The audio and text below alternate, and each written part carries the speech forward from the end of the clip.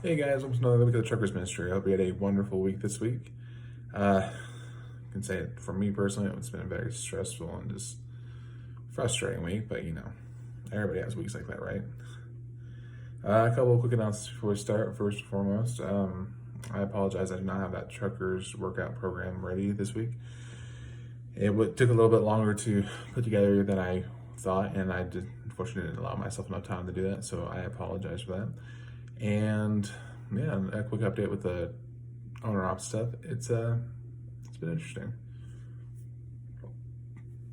Hasn't been as busy as I would have liked it to have been. So unfortunately, I had to go get a part-time job somewhere else just to make sure that the bills are paid. And then I have a feeling that once these recent riots and stuff blow over, and as the economies continue to open up, that we will see a change, and increase in freight. So I'll be surprised if by the first week of July, mid-July, things aren't booming again. And yeah, without further ado, let's dive into it. So this week we're talking about David. We're continuing our series about courage by talking about David. The life of David is an incredibly long life. So we're going to just talk about the first real instance of courage that he had to go through and face. And yeah, it's found in 1 Samuel chapter 16 through 17. One more time. Chapter 16 through 17. And yeah, it's very important, very interesting. And yeah, let's get it, dive into it. So we first meet. You first start hearing about David and why David is important at the end of chapter 15 in 1 Samuel. And basically, the reason why we hear about him is because Saul, who was appointed to be king of Israel by God, didn't listen to God. Unfortunately, he decided that he was going to do it his way, and God didn't like that. That's a nice way of saying it. But basically, God told Saul, "Hey, I'm going to give you this other enemy army. One more time. I'm going to give you this enemy army to ambush, and you're going to be successful at it, but I need you to kill everything. All the sheep, all the cows, all the people, just everything in this camp dead." And when Samuel, the prophet, came by the camp, he saw enemy king was still alive. He's like, "Saul, what the hell, bud?" And Saul's like, "Well, we're going to bring him back to the camp or to Jerusalem, and we're going to make an example of him." And he's like, "No." And Samuel's like, no, you didn't do what God said. When you spare who God tells you to spare, and you kill who God tells you to kill. So he ended up killing the enemy. Samuel ended up killing the enemy king, and then he told Saul that, "Hey, guess what? God's no longer. You're gonna have your kingdom ripped from you, and so you're no longer going to be the king." And of course, Saul's like, "Excuse me." So Samuel's praying to God, and he's saying, "Hey, what are we gonna, or who am I gonna find to be the next king?" And then God tells him to go seek out Jesse. And Jesse is this local sheep herder. And when Samuel comes over to him and tells him, "Hey, I need to look for a king. Or your sons are going to be king." Jesse's like, "All right, cool. That's awesome. Sweet. Well, my son's is going to be king of the country, of Israel." Sorry. And then Jesse calls out all the sons but one. He calls out the 7 oldest ones. And, Samuel's like, "All right, come on, guys. I want to see what's going on." And he's like, "No, not you. You're too big. Next one, you're too grumpy. Next one, you're too short. Next one, you're too much of a butthole." Just things like that. Each one is not right. And then Samuel's like, "Is this all your sons?" And then Jesse's like, "No, we have one more son. He's the youngest and the weakest and at modern day, the way we say the lamest of my sons." And he's like, "All right, bring him forward. I want to talk to him. I want to see him." So they go get David, and Jesse's like, "Yeah, you're the one. I want you. God wants you. You're going to be the king of Israel." And Jesse and all his brothers are like, "Are you serious?" And then right then and there, Samuel anoints David with oil. It's pretty whoa. And so as the story progresses, we hear that Saul has mobilized the Israelite army to go fight the Philistines, and the Philistines, vice versa, had mobilized their armies to go fight the Israelites. Sorry, I got sunburn on my arm. Say it doesn't feel very good.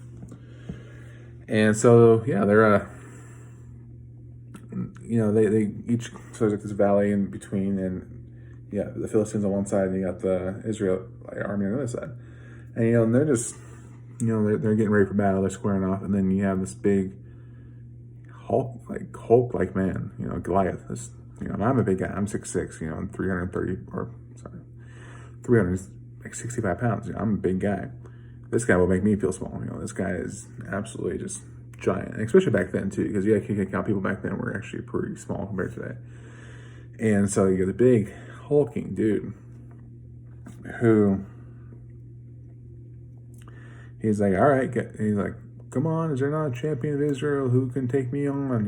If you can defeat me, we will all bow to you and worship your God. But if I defeat him, you guys all bow to us and worship our gods. And Saul's like, all right, guys, who wants to go do this?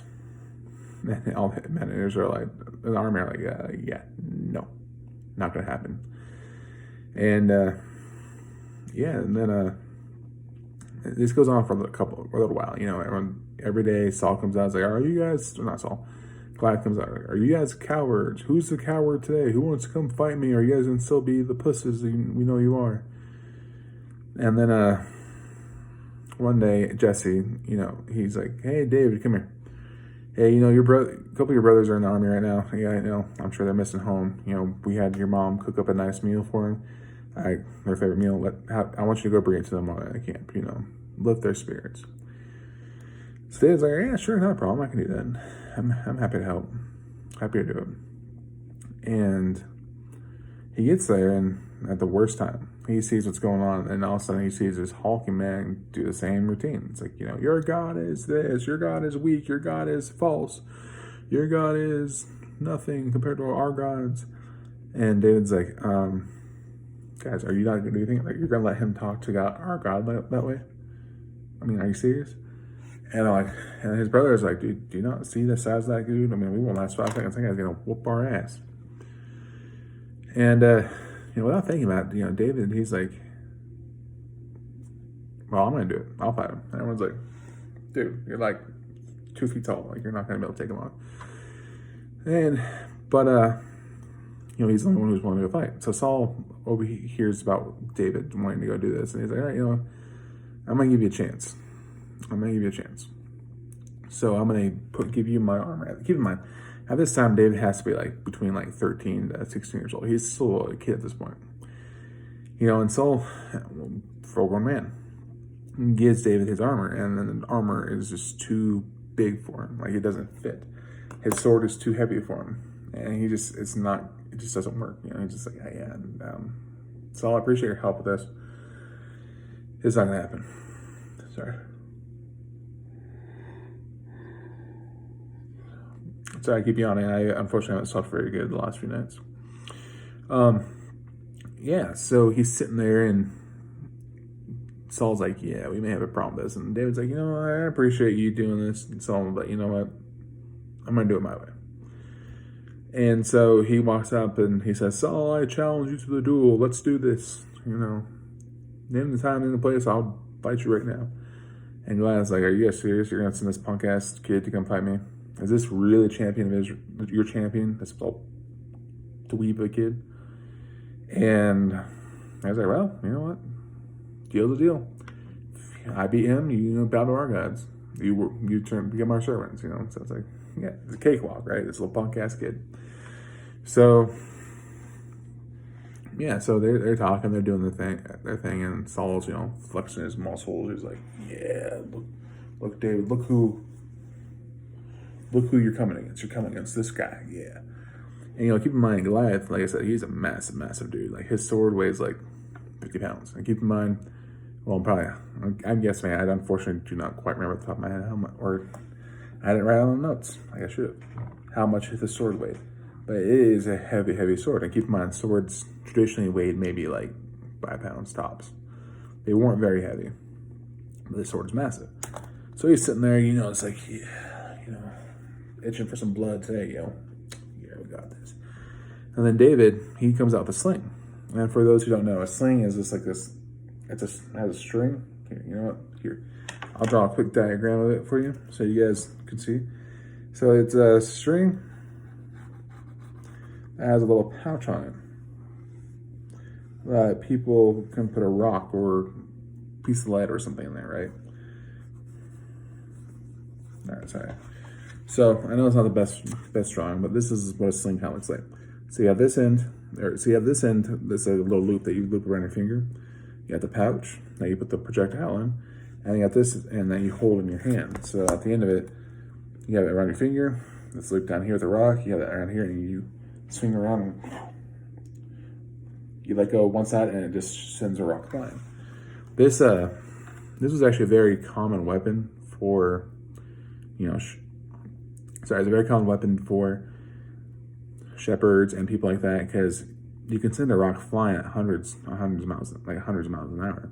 That would, in order to keep away the predators of your sheep, and even armies back then, because keep in mind, the idea of what we have today in America or around the world, like you got these professional armies where you can go sign up and you get paid a wage to be in the service. Back then, up until fairly recently, armies were made up of just, hey, we're going to war. The king tells the local governors or tells the local mayors, hey, I need X amount of troops to come help me fight this war. And so every able-bodied man in that village would have to go get a weapon and let's go fight. And then oftentimes, weapons are expensive, bronze, brass, whatever time period. They weren't cheap, or they weren't cheap to maintain. So this is a very common weapon for armies at this time to have, especially for a shepherd. And being a shepherd, he would have experience with this. He knew how to fight with this. So he goes and picks up 3 stones, and he's praying to God. He's like, God, I'm doing this because I feel like it's right. I feel like you're leading me to this, but just in case, help me out. So he walks up and he picks up the rock. Goliath is mocking him, saying, "Oh, you're just such a punk ass kid. You're not doing this. You're a puss. You're this.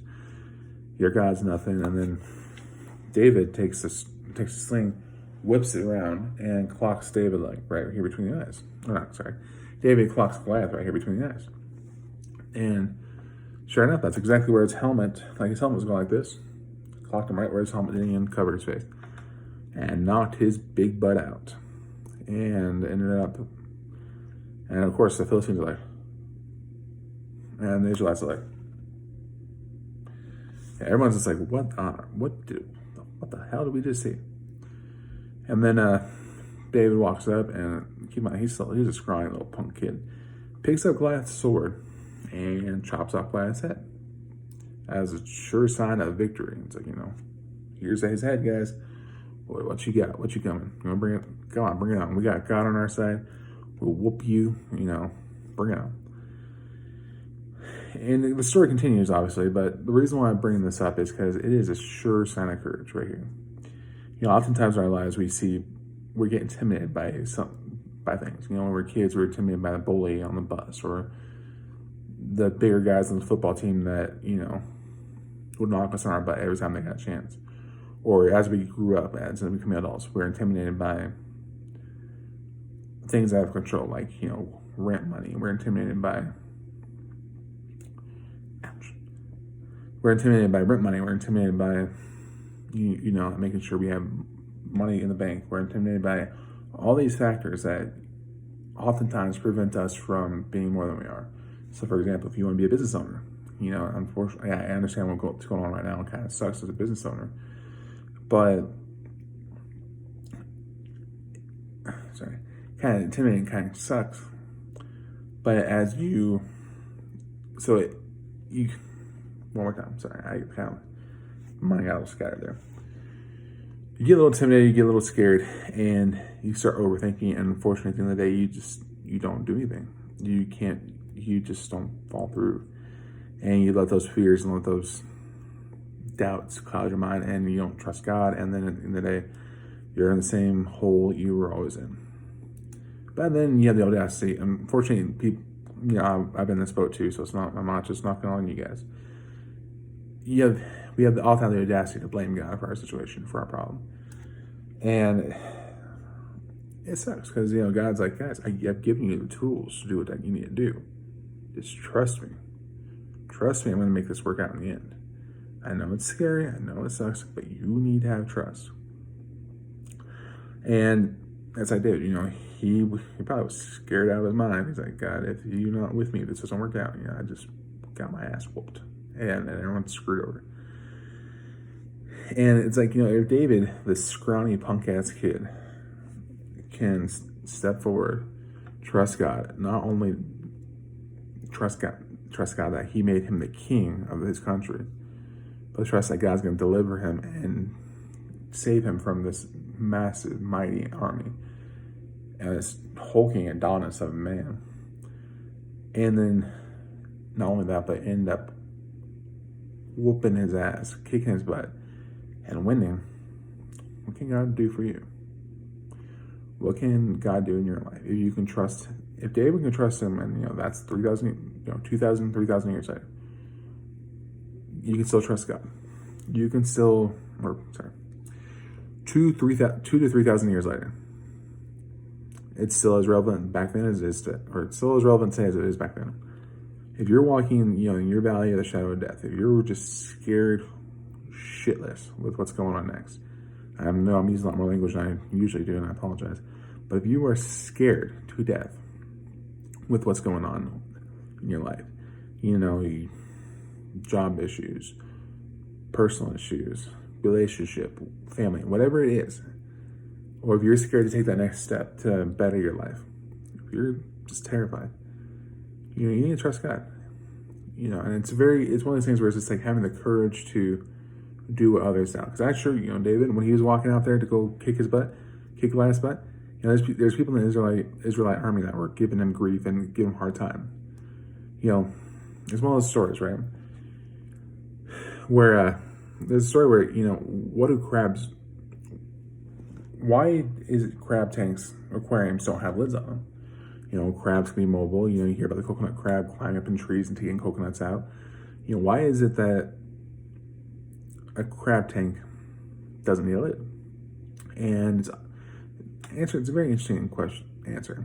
It's a very interesting, question and answer. Every time one crab starts climbing up, the other crabs will reach up and grab him and pull him back down. So after a while, the crab just stop. And I assure you that, David, the crab, when he was walking out to go take down Goliath, all the other crabs were trying to grab him, pull him back. All the others crabs were just like, no, come back. You're not going to be anything. You're nothing. You're a kid. You're scrawny. You can't take him on. And if you can have the courage to, not let them pull you back, not let their words pull you back and make you stay put and make you be complacent in what you're doing, what can you accomplish? What can you do in your life? And this week, I want to encourage you to write down a couple of goals that you have. I want you to write, whether it's opening your own business, whether it's getting in shape, whether it's buying that new car, whether it's talking to your boss about promotion, I don't know what it is. I want you to write a couple of goals that you have down. And if you want to, email them to me, and so I can incorporate them into the next chapter or next story in the next week's video. That way we can, because there's more. David, his whole life was just nothing but courage. He had to constantly display constant vows of courage, and it's, after a while, I'll tell you what, it can get a little bit like, oh gosh, God, I know you keep delivering me, but I'm scared shitless. And so it's one of those things where it's just like, write them down, and underneath, write down your goals, write down your dreams, write down what you want to do, and then underneath them, write down all the reasons why you haven't done them yet. I don't care if you're 14 or a kid. I don't care if you're an old dude. Write down all the reasons why you haven't done it. And then I want you to fold it up and then burn it. Just burn it, because all the reasons why you haven't done it yet, all the reasons why you can't achieve your goals yet. They're the devil's way of saying you're full. You're never gonna make it. It's everyone else. It's the people around you. It's the devil's way of having the people around you be those crabs that keep pulling you back. You burn it. You don't let you. I know it's cliche, but you burn that power over you. You burn their claws off of you. And I wanna hear about how you guys achieved your goals and how you guys achieved your dreams. And I want to encourage David can go stand up against a giant and whoop his butt. Best way I can describe it, if David could be like Thor, walking up and taking on the Hulk and whooping the Hulk's butt, Goliath's butt, what can you accomplish? Especially in today's day and age, in 2020, what can you accomplish? Can you be the next CEO of Walmart? Or can you just start the new Walmart? What can you do? And I know this was kind of impromptu. Unfortunately, like I said, this last week has been a very just stressful week, and I just haven't slept all that well. So I promise next week is going to be a little bit more on point and not less scattered. So I apologize for that. But you guys have a wonderful week, and I hope I'll see you again. Be praying for all you. Talk to you later.